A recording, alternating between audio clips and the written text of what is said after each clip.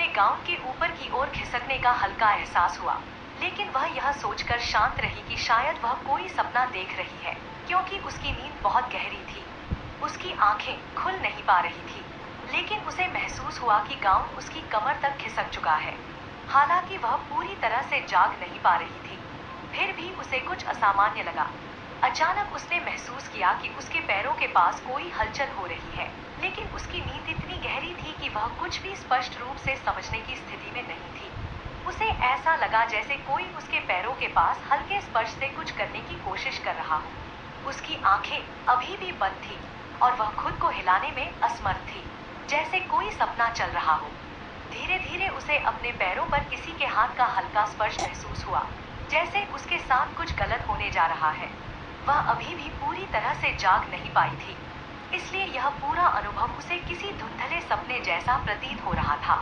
तभी अचानक जोर से उसकी कराह निकाली, लेकिन फिर भी वह अपनी आंखें खोलने या जागने की स्थिति में नहीं थी। शालिनी दर्द से कराहते हुए बोली, कृपया रुक जाइए, मुझे बहुत दर्द हो रहा है, रहने दीजिए प्लीज। उसकी पीड़ा के बावजूद उसके पति ने नाराज होकर कहा, शादी के 20 साल बाद भी तुम ऐसे बोल रही हो, जैसे ये सब पहली बार हो रहा हो। उसने अपनी बात पूरी की और फिर एक जोर का धक्का दिया। यह कोई तरीका नहीं है, आपको पता है कि मुझे कितनी तकलीफ होती है, शालिनी ने आंसुओं से भरी आंखों के साथ कहा। उसका पति ठंडे स्वर में बोला, मुझे जो करना है मैं अपने समय पर करूंगा, तुम्हारे कहने से कुछ नहीं बदलेगा। शालिनी की आवाज रुक गई। मैंने कब कहा कि मुझे यह सब नहीं करना? मैंने तो आपको इसके लिए कभी मना भी नहीं किया। उसकी आंखों में आंसू चमक रहे थे, वह गहरी निराशा से भरी हुई थी। उसके पति ने गुस्से में कहा, तुम्हारी यही चुप्पी सबसे बड़ी गलती है।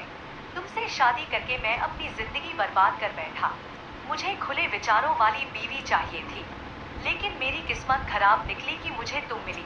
इतना कहते हुए वह थोड़ी देर के लिए थम गया और फिर अपने भीतर की निराशा से भरा हुआ उसे छोड़कर चुपचाप लेट गया, जैसे उसकी सारी ऊर्जा समाप्त हो गई हो। कुछ देर तक अभय चुपचाप शालिनी के ऊपर लेटा रहा, फिर धीरे धीरे उठकर कमरे के बाहर चला गया।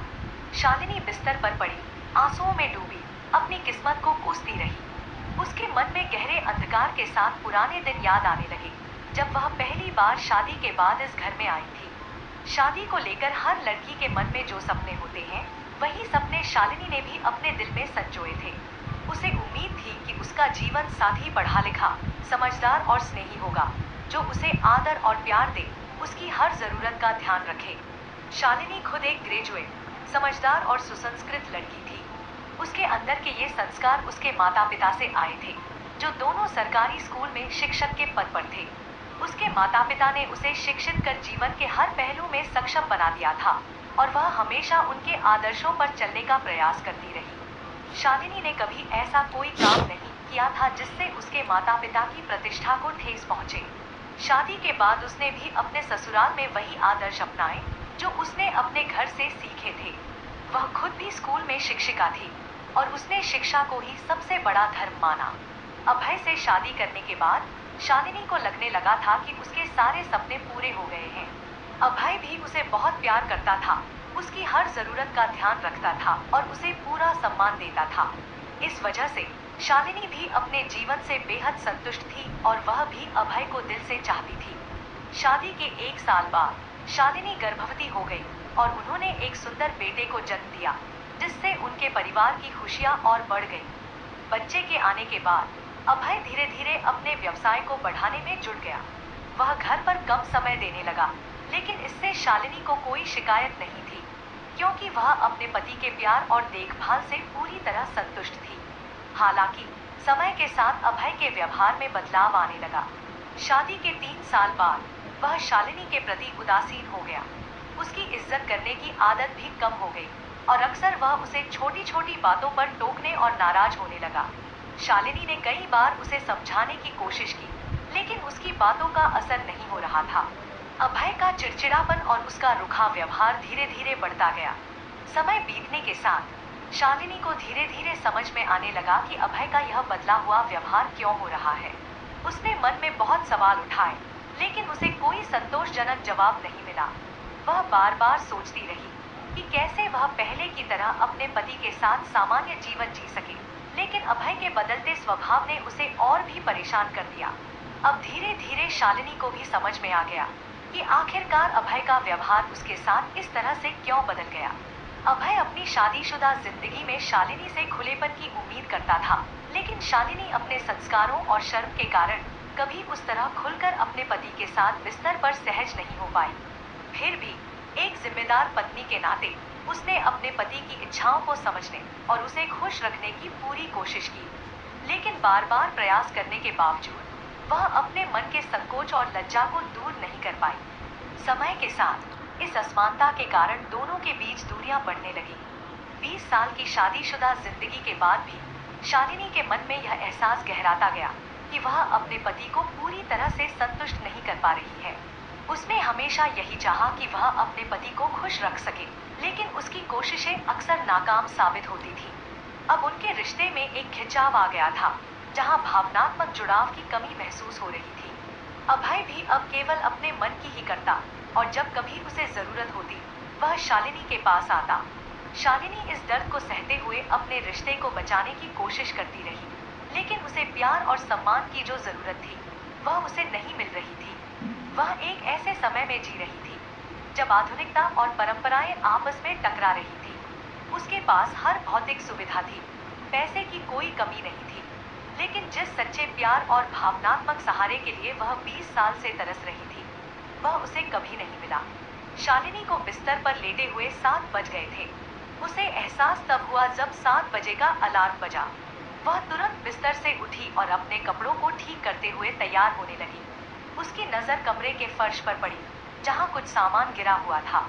वह सामान उठाकर अलमारी में रख दिया और फिर आराम से दरवाजे की ओर बढ़ी। उसने सोचा कि अभय अभी जॉगिंग के लिए गया होगा, क्योंकि उसे ऑफिस 10 बजे जाना होता था। नाश्ता तैयार करने की कोई जल्दी नहीं थी, इसलिए वह बाथरूम में नहाने के लिए चली गई। वह आमतौर पर अपने कमरे में लगे अटैच बाथरूम का कम ही इस्तेमाल करती थी, इसलिए इस बार बाहर के बाथरूम में गई। बाथरूम में पहुंचकर उसने पहले अपना चेहरा आईने में देखा। उसे महसूस हुआ कि समय के साथ उसका चेहरा बदला नहीं, लेकिन चेहरे पर एक स्थायी उदासी जरूर थी। उसकी बड़ी बड़ी आंखें अब भी वैसी ही थीं, जैसे किसी ने उनमें गहरा सपना छिपा रखा हो। बालों की हल्की लटें उसके गालों पर गिर रही थी, लेकिन चेहरे पर खुशी की कमी साफ झलक रही थी। शालिनी ने ब्रश किया और फिर अपने नहाने की तैयारी करने लगी। पानी की ठंडी बूंदें जब उसके चेहरे से टकराईं, तो उसने एक पल के लिए राहत महसूस की, मानो वह सारी थकान और निराशा को धो रही हो। बाथरूम में शांति थी, लेकिन उसके मन में एक हलचल थी। वह वर्षों से अपने जीवन में खुशी और स्नेह की तलाश में थी, जो उसे अपने पति से नहीं मिल पाई थी। अब वह इस उम्मीद को भी छोड़ चुकी थी कि कभी उसकी जिंदगी में कोई बदलाव आएगा। शॉवर के नीचे खड़े होकर उसने अपने आप को पानी में डुबो दिया और एक नई ताजगी का एहसास किया। पानी की धार में खड़े होकर उसने अपने जीवन के उन पलों को याद किया जब वह सच में खुश हुआ करती थी। अब वह खुद से ही सुकून पाने की कोशिश कर रही थी, क्योंकि उसने अपनी जिंदगी में प्यार और खुशी की तलाश करना छोड़ दिया था। शालिनी अपने बाथरूम में शॉवर के नीचे खड़ी थी, पर शॉवर चालू करने के बजाय वह खुद को आईने में देख रही थी। उसका मन बेचैन था और वह अपने जीवन के बारे में गहराई से सोचने लगी। उसे महसूस हुआ कि भगवान ने उसे सुंदरता और आकर्षण से भरपूर बनाया था, लेकिन इसके बावजूद वह अपने जीवन में खुशी पाने में नाकाम रही थी। शालिनी का शरीर सुदृढ़ और संतुलित था, जो उसकी जीवन शैली और उसकी शारीरिक मेहनत को दर्शाता था। वह बहुत ही साधारण पर आत्मविश्वासी महिला थी, जिसे अपने बारे में कभी कोई शिकायत नहीं रही थी। उसका चेहरा खिला खिला और सजीव था, जैसे उसमें एक अलग ही चमक हो। लेकिन आजकल उसे अपनी इस खूबसूरती का कोई महत्व महसूस नहीं हो रहा था। वह सोच रही थी कि भगवान ने उसे इतना सब कुछ दिया, फिर भी उसके जीवन में प्यार और स्नेह की कमी क्यों है। शालिनी के मन में गहरी निराशा और उदासी थी, क्योंकि उसने महसूस किया कि उसकी सुंदरता के बावजूद उसका जीवन उसके सपनों से बहुत दूर जा चुका था। वह अपने जीवन में आई ठहराव और अकेलेपन पर विचार कर रही थी। मन ही मन उसने भगवान से सवाल किया कि इतनी खूबसूरती और सादगी के बावजूद वह अपने पति के दिल में वह जगह क्यों नहीं बना पाई जिसकी उसे तलाश थी।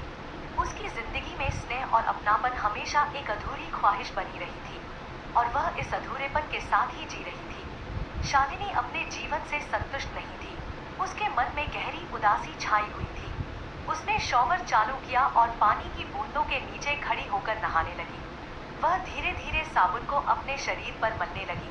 पानी उसकी त्वचा को छूते हुए उसे एक ताजगी का एहसास दे रहा था। थोड़ी देर में वह नहाकर तैयार हो गई और अपने शरीर पर से पानी को पोंछते हुए उसने टॉवल लपेट ली। बाथरूम से निकलकर वह अपने कमरे में गई और अलमारी खोली, जिसमें उसकी कई सुंदर और रंग बिरंगी साड़ियां रखी थी। उसने अपनी पसंदीदा गुलाबी साड़ी निकाली, साथ में मैचिंग ब्लाउज और अन्य कपड़े भी चुने।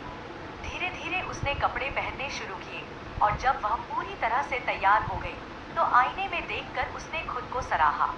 गुलाबी साड़ी में वह बेहद खूबसूरत लग रही थी और उसके भीगे हुए बालों की वजह से उसका ब्लाउज थोड़ा गीला हो गया था, जिससे उसकी साड़ी पर हल्की चमक दिखने लगी थी।